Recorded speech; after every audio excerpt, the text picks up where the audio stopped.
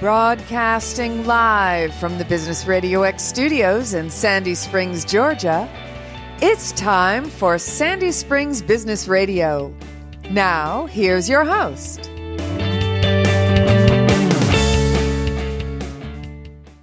Lee Cantor here with Rachel Simon, another episode of Sandy Springs Business Radio. But before we get started, it's important to recognize our sponsor, Connect the Dots Digital. When you're ready to leverage LinkedIn to meet your business goals, go to connectthedots.digital. Rachel, what a show we have today. I'm excited. Me too. Hi, Lee. Really excited about our guests. We're going to have a great conversation talking all about branding, which is something that I think is all around us all the time. Mm-hmm. And there's always great real world examples. Mm-hmm. I'm really pleased that we have as our guest today, Lisa Welch, who's the CEO and founder of Street Studio Creative. Lisa, hi. Hi, Rachel and Lee. Thank you so much for allowing me to be on your podcast today. And thanks for the introduction and sort of the lead in about branding. So we have a lot to cover here today. We do. So why don't you tell us a little bit about you and what you do? Well, starting, I can go way back, but I won't necessarily go. Well, we'll get there. Let's say, I run a branding and marketing agency in downtown Roswell, and what we do for clients and for our clients and for business is help build the foundation of what they need for their ideal clients to know who they are in the digital marketplace. So building brands. Building branding tools like logos, brand messaging, all of the brand strategy behind that, as well as websites. So websites are kind of that's usually the big ticket item that is really critical in communicating. All your marketing and sales tools need to kind of point to that hub. So we are a boutique agency. We are women-led. I have a team, and we have a host of designers and web designers and writers and content writers, videographers, and so forth that we use. And we've been in Roswell as an agency, as a creative agency, for going on 13 years. So I've lived in Roswell for 30 years. So that's really my community. I do have a backstory behind that. If you want me to segue, or we can just I'm going to ask you about that later. Yeah, it's all good. Well, Roswell, our lovely neighbor to the north, yes, Sandy Springs. Yes. Yeah, so it's so interesting when we think about brand and the value of what branding brings to an organization. And so many companies want to jump into a digital strategy. Why do we need to have that brand first? What does that bring to? Well, that is kind of the dilemma or issue that we see with businesses all the time. It's very easy to look around and go, okay, we need to get on social media. We need to be on TikTok. We need to be in all these crazy places. And I say crazy because you shouldn't start there. I have to always catch myself because I am a designer by trade. I tend to lead with design, and I have stopped myself because it's really important to take a look at what the strategy is behind the brand, building that foundation first. And there's elements there in building the brand that's really critical before. So actually it creates the roadmap so you know where to take your next steps. So by knowing certain things about your company and your vision and who your ideal clients are and what problems you solve, and really identifying that, and then laying the brand foundation on top of that, the marketing and sales tools become that much stronger. So I think I saw something on your website, and it was something is the GPS. GPS. Oh yeah, thank you. I wish I'd have to pull my website to get exact. And that was quoting myself. Yeah. And I can do it while we're chatting because I have my iPad here. If marketing is the roadmap and sales is the guide, that branding is the GPS that is the engine that drives the whole bus. So if you look at that, let's just say a triangle, or depending on what side of the triangle, you've got branding really in the center, and then you have all your bigger sales tools off on those points. That foundation creates, especially, I have to make a point of this, when a business owner has a very clear vision about who they are and what they want and that experience they want to create. That's one reason why we love working with restaurants. Typically, restaurants understand that, they know where they're located. They know what their menu, they typically have a vision. So it makes it very easy for us to build the brand. The logo then comes out of that vision. It's like designing or creating from the brand from the inside out, because essentially it's a personality. How you dress and what you look like and how you want people to perceive you is just the same as a brand. And I'll kind of make a sort of a side asterisk here. We have worked with restaurants, for example, that don't know who they are, and they're looking to us to create that vision for them. And it tends to get squirrely. We have to know the foundations and have that. And it has to be driven from their vision. Then we can reflect back what they need in their logo design and their messaging and their colors and their style and so forth. So interesting. I just had this conversation on a LinkedIn Live that I did when I was in New Orleans. If anyone caught it, it was literally the most ridiculous LinkedIn Live of all time. Okay. So silly. Silly is good. And we were talking about this and how, when I started my company, Connect the Dots Digital, I was like, I kind of did what you said. I was like, I need to have this. I need to do this. Of course. And I went to Canva and I built a logo myself, which actually, 6 years later still functions okay, but I didn't know what I was doing. It's very challenging, I think, especially for the solopreneur to figure this stuff out and to figure out should I invest in this? Can I do it myself?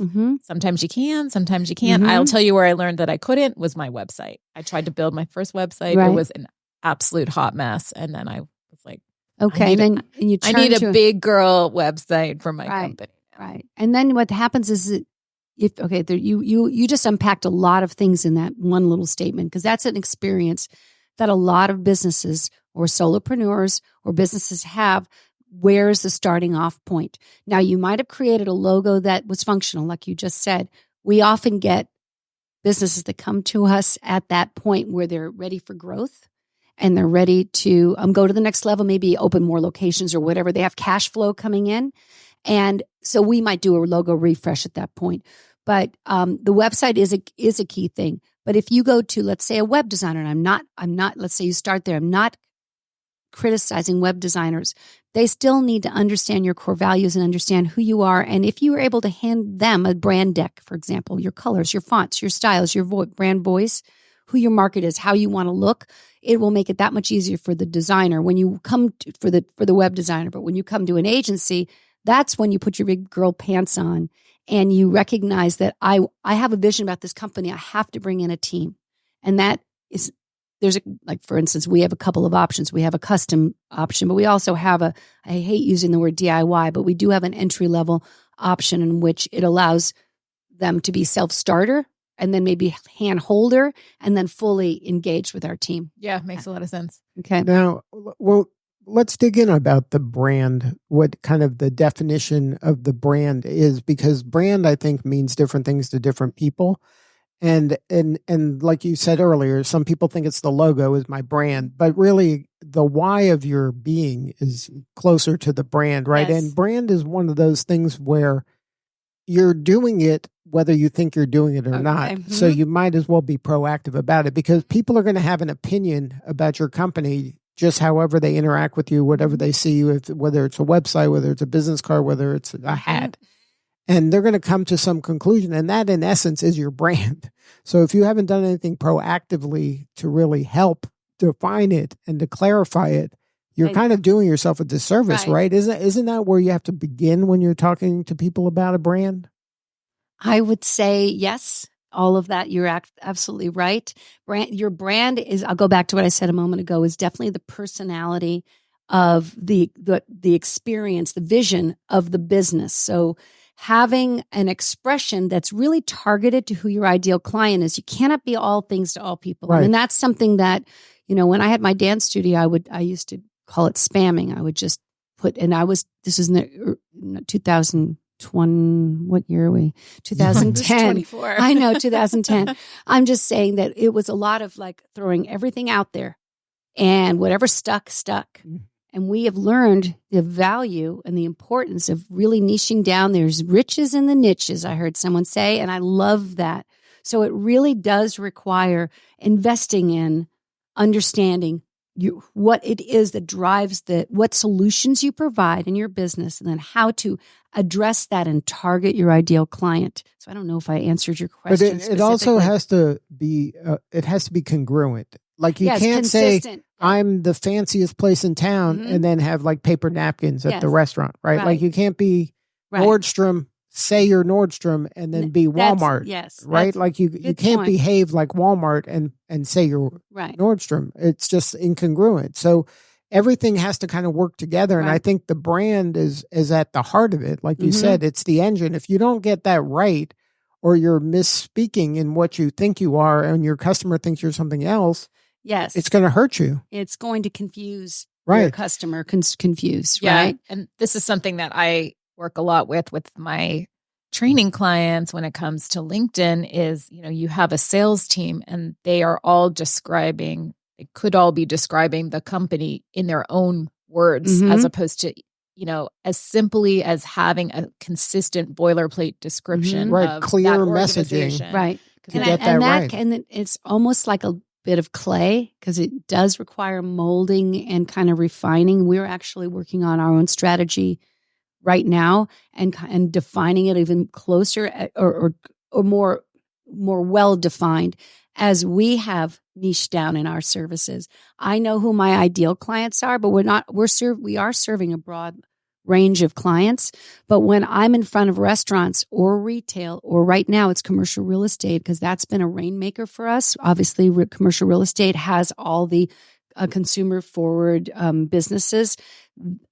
In creating that experience and leveling up our brand so we can talk to those big guys. Some of these guys we're not talking to the little guys anymore.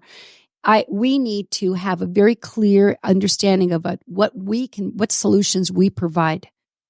And I hope that I answered your well, I just want the listener to understand that this is not, let's pick two colors and that's our brand. Right. Or let's pick or even pick a logo. Right. And I'm looking at my iPad right now at Marty Neuminger is sort of the king of, or the godfather, I guess, of brand building. If you want to look him up, Marty Neuminger, I can't pronounce his name, but he talks about how a logo is not a brand. Your logo is not a brand. It is the brand experience that's represented by that logo. You think of Nike and you see the swoosh. You have that. You already, or Target, or any of the bigger brands that you have an experience with. They are consistent in their messaging. They know who their market is. They have really identified the brand, that experience. And when you see the logo, it's very clear. So, right. And it's one of those things also, especially, Rachel, you were bringing up like the solopreneur. Just because Nike can put a swoosh up there, or even Chick-fil-A can put a cow up there, and you know exactly what that means and feels and all that, the small entrepreneur can't necessarily copy the same strategies that these larger brands that have millions of dollars to invest in their brand to put it everywhere. And in fact, like Chick-fil-A doesn't put the cows in brand new markets. They only do that in mature markets where everybody has already heard of them. So they have to do more education early on. And do you help your clients with that? Lisa, is that something that you can really help them kind of manage their expectations? Because you can be too clever sometimes for your own good when you're doing this kind of work, because you think, oh, this is so creative. Right. And then if nobody gets it, that's actually a very good point. In fact, I tend to be cheeky in my designs and in my taglines, for example. And my team is the one that really, we operate as a team. But I'll find them catching me saying that's just, this is it's not congruent. It doesn't fit who the ideal client is. So we need to take the cheekiness out, maybe be a little bit more sleek or elevated. And our goal here is always to identify who the client's ideal customer is, where they are, so we can make sure we're on the right they are on the right platforms. We're not managing social media, by the way. I hope I kind of made that clear. But we do provide the graphics or the brand messaging and the tools for them to execute that. But having the understanding of who the what the ideal experience is always at the forefront. And yes, that is one of our strengths, is because that's something that a business owner will miss. They'll think that, okay, this is cute or this color is great, and things just don't align. Right. And they all understand it. They get the joke, right? They understand the message because they're in it 24/7, but the prospective customer isn't in the business 24/7. So they need more explaining sometimes, and it has to be kind of simpler, clearer. Right. Simple and clear. That's really a good way of putting it. Yeah. I think it's interesting also on this, speaking as a solopreneur, when I initially sort of built my company brand, I was very much in the background. Mm-hmm. But people are buying me ultimately. I am my business. Mm-hmm. And so when I did, which feels like my millionth rebrand, I put myself front and center, like on my website, because I can't be hiding, right? So it's like for solopreneurs, we have to balance our personal brand with our company brand and make sure that we're hitting all the marks in the same way. We still have to know who our ideal customer is, what's the message that's going to resonate with them, and who are we the right personality for them. Right. In fact, that's a good point. We may not be the right branding agency for every industry. We understand a lot of industries. And so even though I mentioned restaurants, hospitality, that's kind of a broad experience, we are working with lawyers, insurance. These are more service providers, professionals. What we still apply the same techniques in order to understand who they are. But I will tell you, I'm thinking of something ahead. So we apply the same techniques to understand who they are, who their ideal client is, and how to best communicate. I want to say when we do we're now working with several insurance and some, this is more, I guess, on the B2B side. We are applying some of the things that we've learned, let's say for our websites, for example. We've discovered that and you guys probably already know this, adding video and adding something more dynamic, it's more engaging. So you've got these sort of businesses that might want to obviously remain very professional and very polished, but we have ways of elevating that and making it a little bit more engaging. And when you have video on a website, they stay there longer. And the goal, of course, is to have lead capture and have, the tools on there so you can then. That's the marketing side, but we know what it takes to build those tools. Yeah, we got to infuse that humanity into some of those industries. Right, exactly. So, Lisa, you have got a fun background in dance. Yes. So tell us a little bit about that, and how do you feel like that has infused what you do in your agency? Now you're taking me back into my own. I haven't built a personal brand for myself. I really focus on Street Studio as sort of the forefront. But I think if I'm going to talk about me and bring in my personality, I am a former dancer. I am that meaning I did dance professionally in the 80s. I just gave away kind of my age, and I'm originally from California. So my MTV days and the days I was in dancing and teaching, I was also in art school. I was in design school. So that was in San Francisco.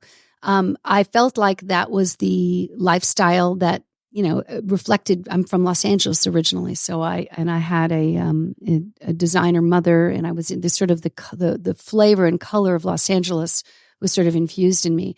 So how does it help me today? It as I mentioned, I did open my own brand, which was Street Studio Dance and Fitness. I segued into that in the 2010, I think. I'm lost in the years here. What that did was gave me the sort of confidence, because I opened it not as a dancer, I opened it as a business person and entrepreneur. And the confidence to stand in front of people, because that's what you do as a dancer. It's still a sense of performing and communicating and connecting with people. So I think that one of my strengths, probably my biggest strength, is the fact that I love people, love business. I've been in business's shoes. I understand the risks involved and what drives business owners to have that, fire about their business, and what it takes to bring it into the marketplace. My dance studio was an opportunity for me to have a brick and mortar and kind of be in those shoes. Now today, I find myself still, I still teach dance. So, that is a different side to my personality, but I just love connecting with women because this was a dance fitness studio, was for women, not for kids. So I want to be clear there. And I still teach weekly. So I have an opportunity to kind of feed that part of myself, the part that makes me feel confident and excited about working out and feeling good about myself. And I like that value that I bring to people in business and in my professional and my personal life. That's so awesome. I'm going to make a mental note because I was literally, my husband and I were just joking about how when we have a milestone anniversary at some point, and I was like, we should go and have someone teach us the La La Land dance. Oh, okay. Well, actually, I have a teacher for you for that, a private teacher if you wanted something. I don't do that. So I'm teaching essentially. What do you teach, like hip hop? No, I actually am a jazz dancer. So I teach what I would call, it's a dance fitness class. If you come to my class, you just have to be prepared to really work out and sweat. I want to say it's on the Zumba side, but I say the Zumba spectrum because I'm not a Zumba teacher, but it's just essentially you're following along. And I have following me, and if I have dancers in my class, we definitely add choreography. That's scary. No, well, it's still, if I don't have dancers, if I got fitness people, I keep it just sort of on the beat. But anyhow, dance, just like branding or just like everything, it's not for everyone. So I could still do a workout class with you because I lift weights and make sure I do all that stuff as well. I would just be pretending like I was in a chorus line the whole time. Okay, there you go. Let's talk though, but your brand has the word street in that. Okay. So that's not an accident, obviously. No. That's part of your brand. So can you explain how that kind of all fits in? Thank you for that. So the initially, when I mentioned that we were Street Studio Dance and Fitness, the idea is that I personally lived in London, I lived in New York. I'm from Los Angeles. I lived in San Francisco, and I felt that this is going back to the dance studio. All dance and all culture came from the streets. So that was the Street Studio idea, and the design in the studio was. So I branded it this way. Again, I didn't fully realize that I was launching into building this brand till after I went, oh my God, I'm building something that doesn't exist, solving problems, and I'm doing all these things to create value in people's lives. Filled with graffiti art, very fun, very open, very urban. It felt very urban for being in Roswell. Closed the studio, opened it, rebranded as Street Studio Creative. It's still the same experience. All of our communications, our culture, the words we choose, how we identify who we are as a people, and originally starts from the streets. So I feel that I carry that value because that is how ultimately we all experience one another. It's in our cultures and in our daily lives. So the street represents that experience. And that's at the heart of branding, though, right? Exactly. These are not accidents. They happen. They're there for a reason, and you lean into them, and that's the full expression of what you do every day. Thank you for bringing that up because that's really important to me. That also drives the conversation of why Street Studio is different. We are a women-led agency that loves providing creative solutions and creative solutions. We're not just designing something for fluff. We put the meat behind the business in terms of how it's experienced online, maybe in print. We do print. I'm a print designer. I mentioned that I was a designer, but that's not our lead. We really talk more about the digital space for business. Yeah. Well, speaking of women, yes. You just received an award. Yes, we will be receiving the award. We are honored this award. So Okay. yes. So thank you. You are involved with the Greater North Fulton Chamber of Commerce. Yes. And you just shared with me before we started talking that you will be receiving a Bold Company Award, which is about contributing to the success of women in North Fulton. Yes. So congratulations. Wow. I am really honored by that. Now, this is a team or a company award. I am part of the Bold Women Committee through the Greater North Fulton. So I'm also proud of that. There's probably 25 or 30 women on this committee. And through Greater North Fulton, They have 4 significant dates that are women-led events, women-forward events. Their wine event has men there, but it's still in honor. It's the Bold Wine event. I don't know if I have all the names correct, but I was nominated, and I was really proud that we successfully were honored this award. So they're having a luncheon in a couple weeks, and our team will receive the award. So very exciting. Congratulations. Thank you very much. Now, for the listener, do you have any advice if they hadn't really thought about branding? Is there any piece of advice that's maybe low-hanging fruit for somebody, or some questions they should be asking themselves when they get into the beginning stages, maybe before they need you, that they're trying to do this on their own? What is some of the low-hanging fruit that can help them at least be in the neighborhood of a brand that could, last? There's a lot there. But and I do have we have a branding guideline that you can download on our website, and I don't necessarily we can send that out, or I can send it to you to send out, or we can put the link on. Or we can put the link. Or you can maybe share the link of your website, yes, and then they can probably get to it through the website. Exactly, it's streetstudiocreative.com. But we do have it's sort of a worksheet, and it's something that just breaks down the basics. Identifying your ideal client is kind of the header. And in there, you've got the who, what, why, your mission statement. Who do you serve? What do you offer? Why does your business exist? In other words, what problems do you solve? Those sound like really easy questions.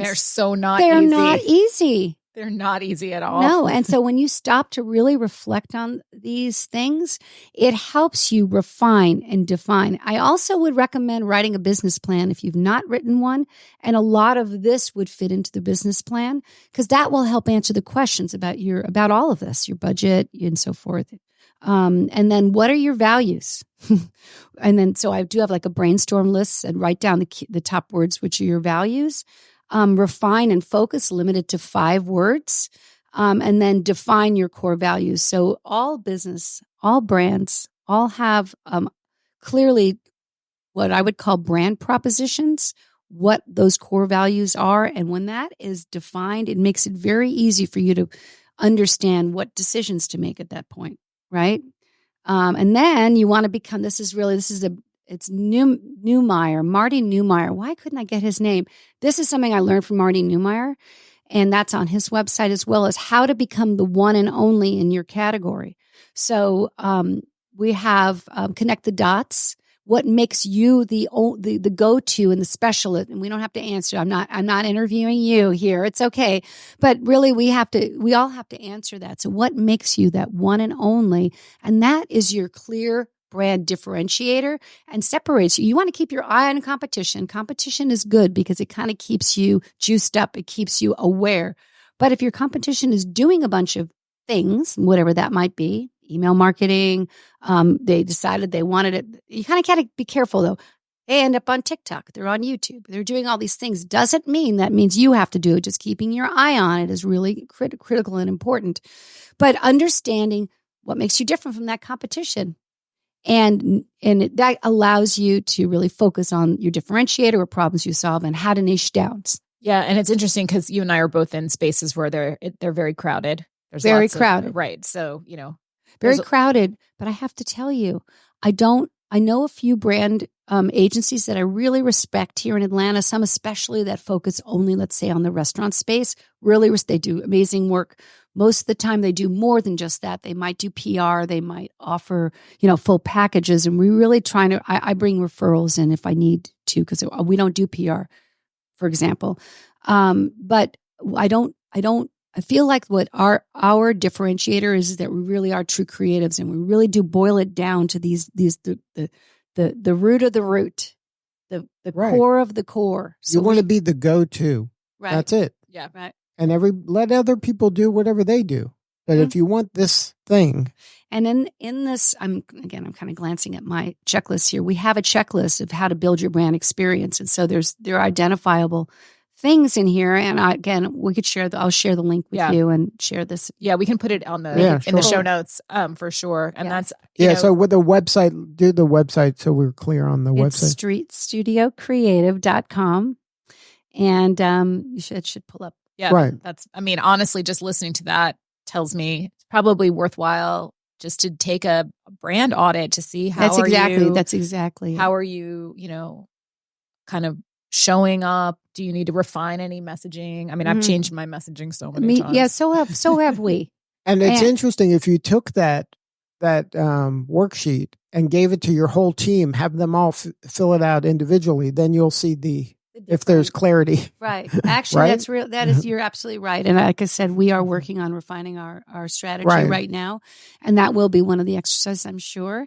And I'm really excited by it. Yeah. It makes me excited because when you come out, you have your website, you've been open. Let's just picture a business. Picture a business that has been open for 5 years, have the same website, same logo, same messaging, same.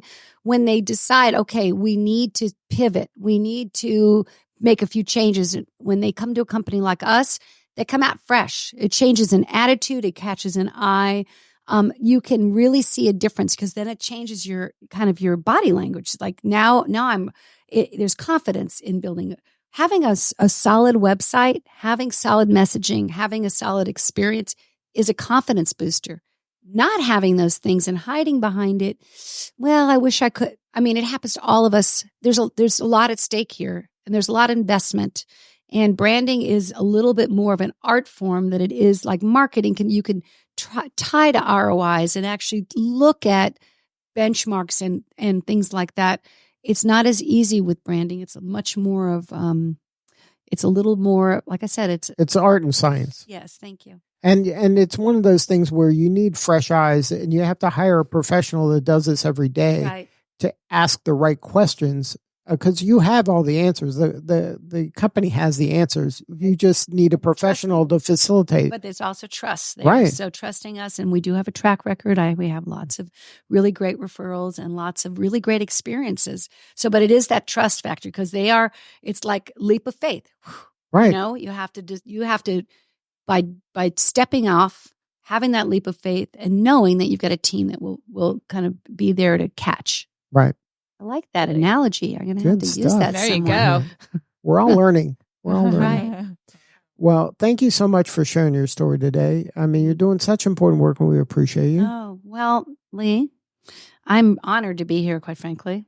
So and Rachel, I don't know. Do you have any other questions for me? I do. I want to make sure one last time the website so that people go there. Thank you. And you can follow us. We have, where I'm on LinkedIn is Lisa Welch.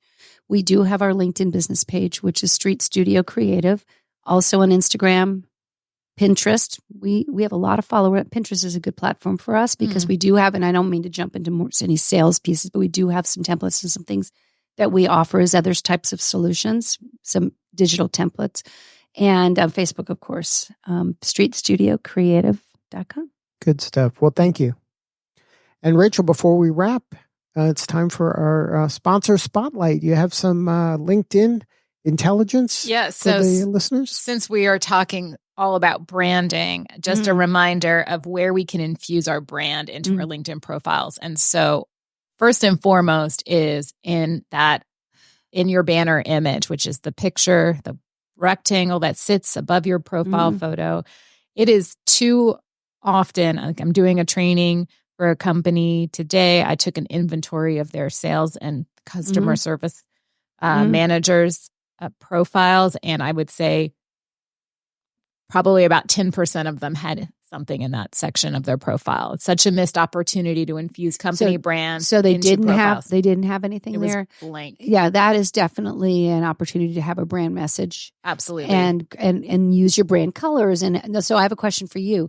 For people who are in a company and they may work for the company, would they have the message of the company that they work for, or have a personal, let's say, experience about them? Ideally, based on people's comfort, I think that it's great to have your company brand in there, particularly if you are in a customer facing role. But it is your LinkedIn profile. So just don't have it blank. Right. Because it just looks incomplete. So infusing your branding in the banner image, in your headline by adding a tagline to your company, because so many company names mean nothing and require that tagline to make it clear. And then if you are a solopreneur or a small business owner, please build a company page so that Right. your brand shows Exactly. up. And I would say going back to this the header, because we do a lot of those for not just for LinkedIn, but also for other platforms where you're able to do that. Keep it clean, keep it simple. Yes. Don't clutter it with a whole bunch of stuff. You don't have to put all your contacts because you can't click on that. So if you are to put your website or whatever your main for contact, but that's going to be in your bio and all that. Just keep it clean and let it speak loud and clear. Yep. That's another one, loud and clear. The KISS method. Keep it simple. Well, yeah, I love that. So yeah, utilize all those brand opportunities on LinkedIn. Good stuff. Thank you, Rachel. All right. Well, Rachel, thank you so much for putting this together. It's a great episode. Great chat. We all learned a Appreciate it. lot. Okay. Awesome. All right. This is Lee Cantor for Rachel Simon. We'll see you all next time on Sandy Springs Business Radio.